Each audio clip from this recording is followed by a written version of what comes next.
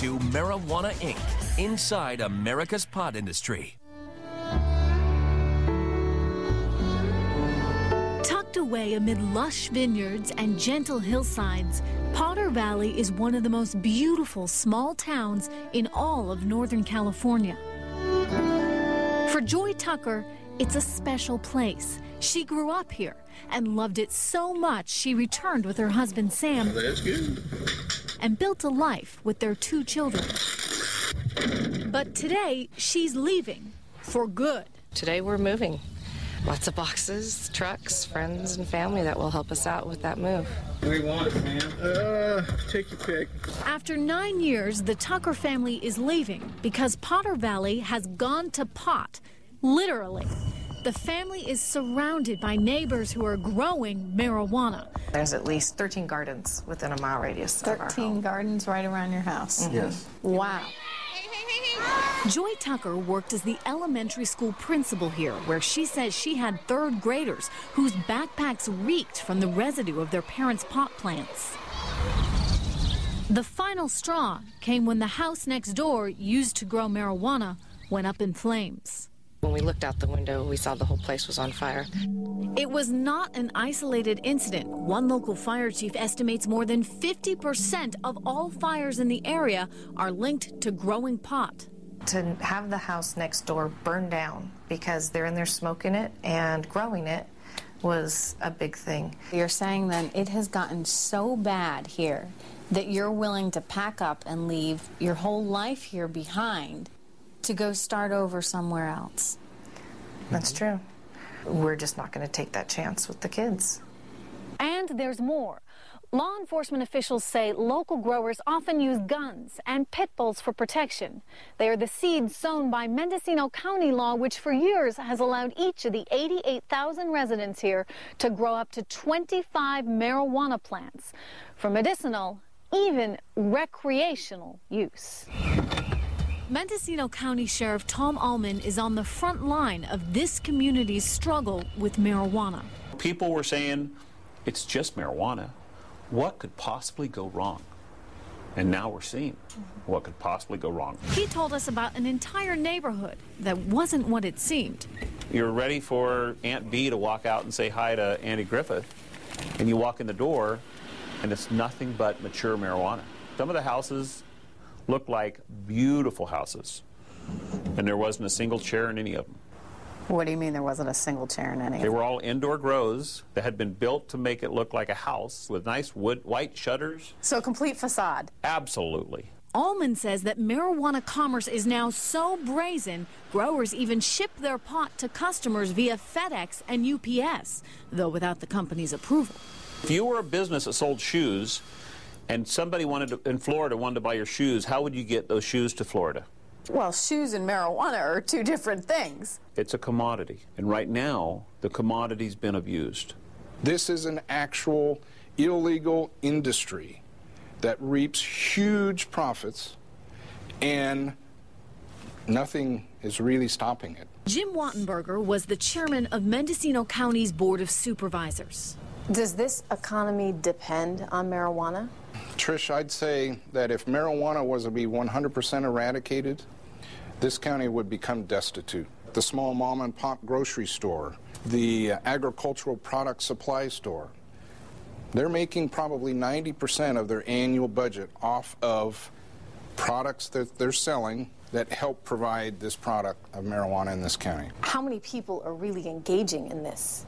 It's very unfortunate for me to state, but I believe about 60% of our populace is involved in one shape or another in the marijuana industry. 60%? Yes. It's embarrassing as hell. I'm ashamed that we're known for this. I'm telling you these facts in an effort to turn the tide, to look for state and federal help. We went to the Federal Drug Enforcement Administration to see how an industry based on a drug banned by U.S. law could flourish so openly. There's a low risk of getting arrested. Javier Pena spent years running federal marijuana enforcement in Northern California. If you have parts of Northern California in which economies are completely dependent on marijuana, Isn't that on your shoulders as DEA? I will enforce the law. I will go after the biggest and the baddest. But blaming DEA for a marijuana-based economy, I would say that is not correct. Well, who else is going to control this?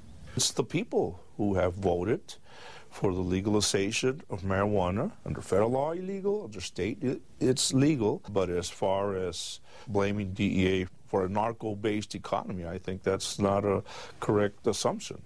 I hate to say it, but Mendocino County is the true epitome of 2008's Wild Wild West. 36 and 13 units to clear that location. Just how wild it is can be felt in a new crime wave that's hit this region. Mr. Hopkins, your next witness, sir. More and more thieves are targeting homes believed to contain pot. This is a Browning Arms 9mm semi-automatic pistol. This defendant, Renato Hughes, was convicted of assault and burglary. Hughes, along with 2 accomplices, invaded a home to steal marijuana. 911 emergency reporting. Please help me. The guy's got a gun. This is the 911 call from a terrified mother. We need an ambulance. Okay. They slammed my son's head in with the bat. Next, gunshots. The homeowner shoots and kills Hughes's 2 accomplices. The marijuana trade has grown so large that even the environment is paying a price. This is industrial pollution from illegal pot production. They were pumping out a lot of marijuana bud. Jim Harrison, the county's environmental health officer, and Sheriff Tom Allman toured the damage left by a massive indoor marijuana grow. Doesn't think he was making $1 million a year? Easy. Easy. I was thinking more like 5 or 6. Wow. This is what it looked like months earlier when it was raided. Authorities discovered 2 industrial-sized generators worth $500,000. They were used to power 4 rooms, just like this one, all filled with marijuana. Harrison says that it will cost as much as $50,000 to clean up the mess. The pollution from the generators and the diesel fuel that they use and the herbicides, pesticides, fungicides, those are all bad. Almost every grow that I go to, there's a diesel spill or a waste oil spill. The people who make their living in the pot trade can be found all over Mendocino County. These men who wanted to keep their identity secret may not fit your idea of drug dealers. Their backgrounds include journalism, politics, and law enforcement. Between them, they share 75 years of pot-growing experience and feel strongly that critics of the marijuana industry are just blowing smoke. It's not considered disruptive to the community. It's actually more of a benefit to the community, and people all know this, and that's why it's not considered a serious crime here. This grower says marijuana helped him dig out of a subprime mortgage disaster. I knew something of the business previously, and I felt that this was the best way for us to survive at this time. What would happen if the crop just disappeared overnight? What would happen to this economy? Well, there would be a lot of foreclosures. The same thing if Apple closed their plant in San Jose. There would be a lot of businesses closed, too, because they wouldn't have any customers anymore. Yeah, the economy would crash. It would tank. As the marijuana boom continues, so does the split in this community between those who grow and those who don't.